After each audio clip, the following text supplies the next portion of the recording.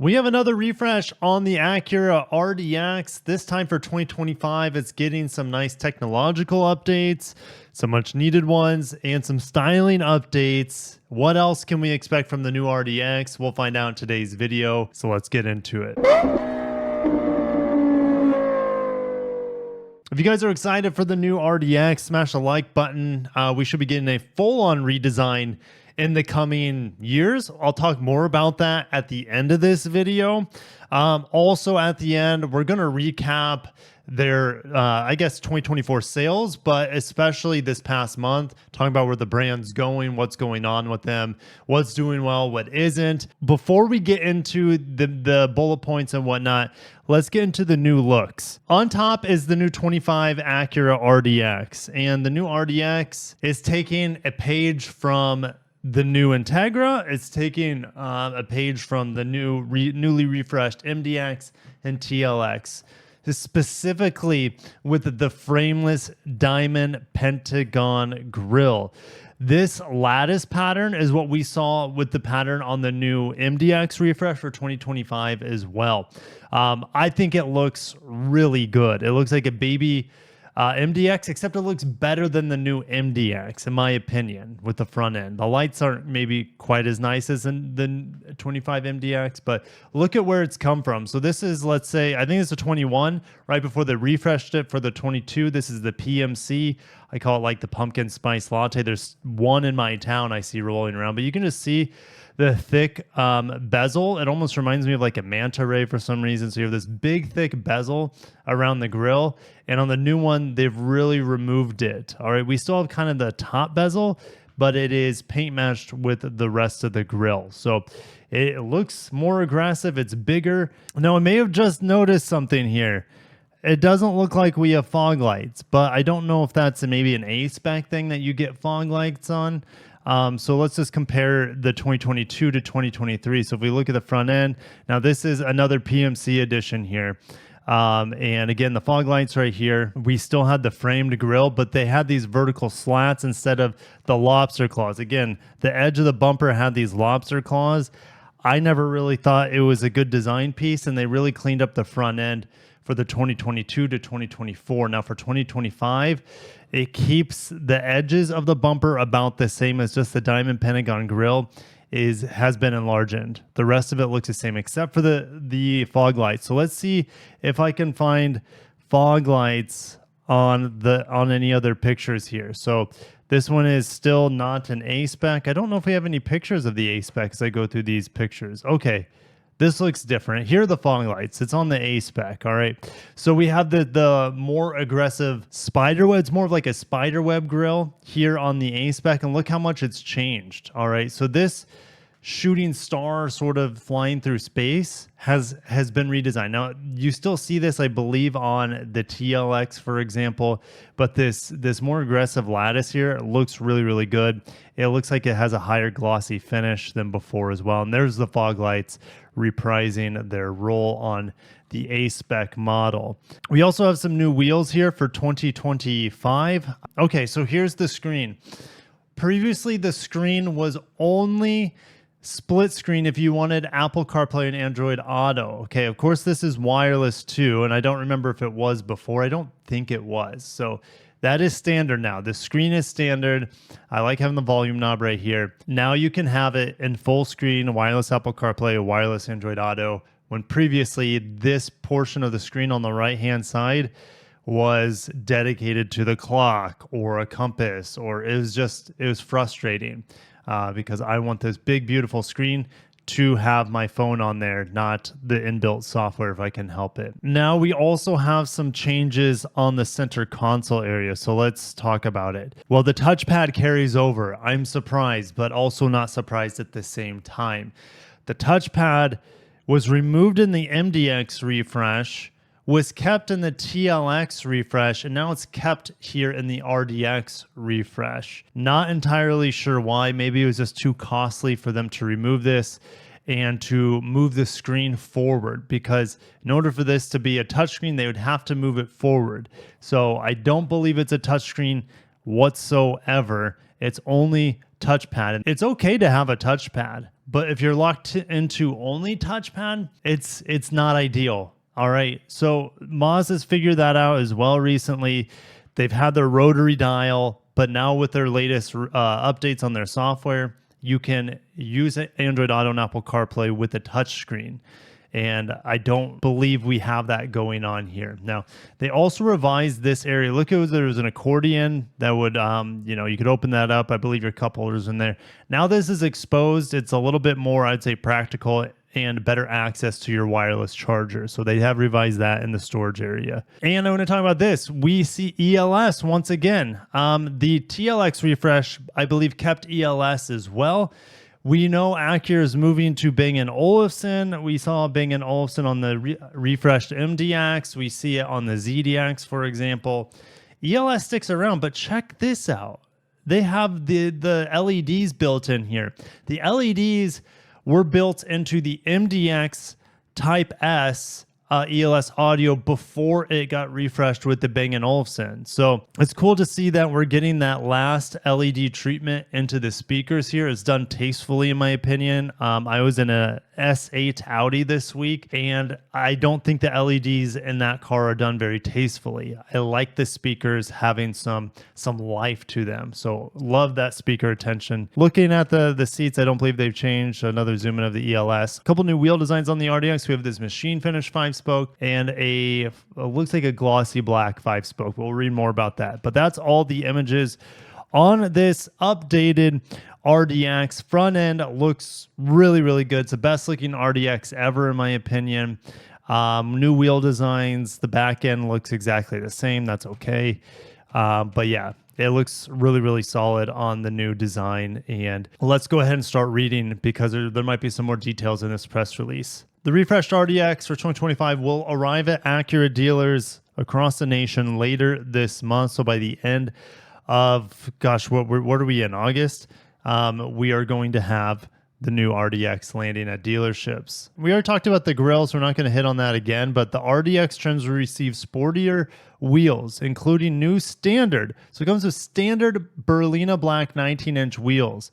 In addition, the 25 RDX Advanced package receives additional refinements with exclusive body color lower exterior trim and redesigned Berlina Black machine finish 19-inch wheels with a distinct multi-spoke design. You have two A-spec trims. You have A-spec base, and then you have A-spec with the advanced package. They come with 20-inch wheels, but the Berlina Black machine finished 20-inch wheels are exclusive to the A-spec with advanced package. We also have some new paint colors, 3 new paint colors, all new solar silver, which is new to the RDX. We have Canyon River Blue Metallic and Urban Gray Pearl. All those colors are used on the new refreshed 25 MDX. The powertrain is unchanged. We have the 2-liter VTEC turbocharged 4-cylinder with 272 horsepower, 280 pound-feet of torque, mated to the Sport Tune 10-speed auto. This could have been updated with previous years, but it looks like the RDX is all-wheel drive only. We have super handling all-wheel drive, I believe, standard here. You have the iconic drive ambient lighting on the tech package with 27 unique interior color lighting combinations. You have the available 16-speaker 710-watt ELS audio. And I want to get into the sales of the RDX here, how it's been doing. The MDX and RDX sales, top 7,800 units, with RDX logging over 4,000 units in July. So let's get straight into the Acura division. ILX, rest in peace. NSX, rest in peace. Integra's been down. Remember, Integra, TLX are sharing the same assembly line in Ohio with the Accord. And so the Accord sales are down too. They're revising that assembly plant, especially assembly line 2 for EVs and hybrids. So stay tuned for what is going to be coming from those assembly lines in the near future. I would assume the Afeela model from Sony and Honda, and then other EVs from the Zero series of EVs from Honda. Anyways, Integra down, TLX down a lot, but the RDX is carrying the company. Look, the MDX is down 13% on the month and about 20% on the year. So the only car doing well, and not the ZDX, they've sold 1,000. I mean, it's an outlier, and I have nothing to compare it to, really. The RDX is the only one in the brand right now exceeding expectations, I would say. With the cash cow MDX down 20% on the year, the Integra and TLX are just evaporating in sales because of the switchover. Now, that will all change. This is short term. They will have some new Acura EVs, but don't expect Acura to cash in on really good hybrids. Remember, Acura had the sport hybrids on the MDX. They had it on the RLX, and they had that technology on the NSX as well. They just never continued it, and I don't know why. It was a little bit short-sighted in my opinion, and they decided to skip developing high-performance hybrids and go straight to fully battery electric. And the irony right now is that Honda just posted a record quarterly profit because of strong sales in the US, largely because of their hybrids. Their hybrids are very efficient, they're very refined, and they're really reliable as well. And this all-time high profit comes despite Acura being down, despite sales tanking in China. Honda is still seeing record profits. It's mind-blowing due to the surge of demands as well as the beneficial conversion from US dollars and other currencies to the weak Japanese yen. Geez, Honda fell 40% in June in China, and we don't know when the bleeding will stop. They shut down a plant there. They're closing down a production line, it looks like, as well. They are waiting to get their EVs up and running in China, but it's ugly over there. Here in the United States, they're doing well. At least Honda is, and Acura. Other than the RDX, the rest of the brand is suffering quite mightily. Now, what's coming for the RDX past this refresh, and how long will this refresh be here? Well, the refreshed RDX could last another 2 to 3 years. And what they're bringing to replace it is probably an EV.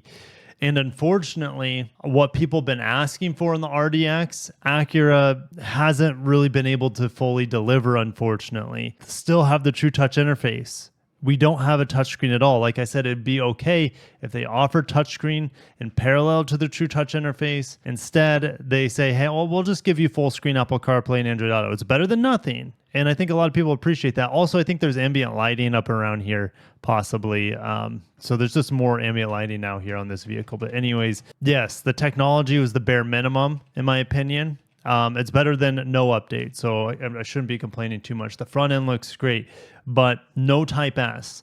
It's been crickets from Acura. We have Integra Type S, ZDX Type S, MDX Type S.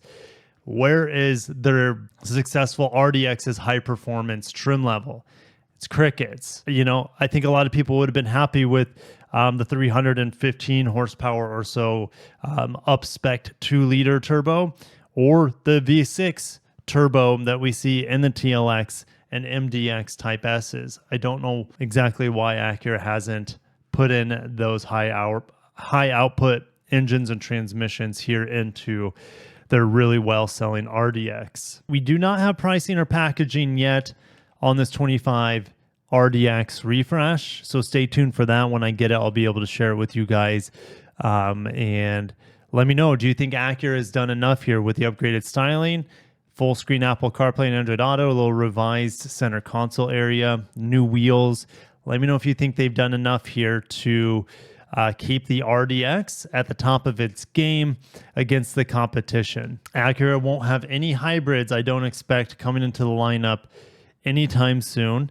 The only way they do hybrids would be 2026 at the very earliest, and if they continue to see EV demand not grow where they want it to. So I don't know. I don't know what to think of the near term for Acura. I think long term, I think BEV is going to be where it's at. But the near term, I think they're okay still without hybrids. But if they kept their hybrids or came out with a new generation of their previous sport hybrids, they would be licking their chops right now. But I think they're in an okay position. They're in a better position than, let's say, Infiniti. And lastly, Acura, they should have mentioned it in this press release, but they kind of put it down here more about Acura. Remember, later this year, that's what I'm guessing anyways, we should get a reveal of a fourth SUV in their lineup. This has been a huge missing piece on their lineup. Okay, so you have an entry-level sedan, you have a mid-level sedan, and they killed off their flagship sedan, the Legend slash RLX, right? So they just have two right now. Their SUVs are a mid slash compact SUV, the RDX, and a flagship SUV, the MDX. But where's the entry level, right? Because the RDX has grown over the years. Where's the entry level crossover? We know the subcompact crossover game is hot. Look at what the HRV is doing. The HRV is up 40% this year, up 33% on the month of July. What other vehicle is up that much? I mean, the Civic is crushing it as well, but the HRV is seeing the most growth out of the entire Honda Acura lineup. Now, keep in mind that this sales volume is just trying to get back to where it was before the redesign a couple years back on the HRV. But what will Acura do with an HRV sized ADX? Well, of course, it's going to have super handling all-wheel drive. The HRV has all-wheel drive, but it's not super sophisticated. It's kind of basic all-wheel drive. So we will get super handling all-wheel drive on the ADX, but more than likely, it's just going to be the Integra with all-wheel drive lifted, and it'll be okay. But will they come out with the Type S on the ADX? I think they will. But then it's just the more questions are going to come up. Acura, where's the Type S on your RDX? So stay tuned. I can't wait to give you guys more information on future Acura news, especially the ADX when it gets revealed, hopefully by the end of this year, but it is coming next year. So hopefully we get more information on that vehicle by the year's end. Thank you guys for watching, and I cannot wait to see you down below on your thoughts on the refreshed 2025 Acura RDX.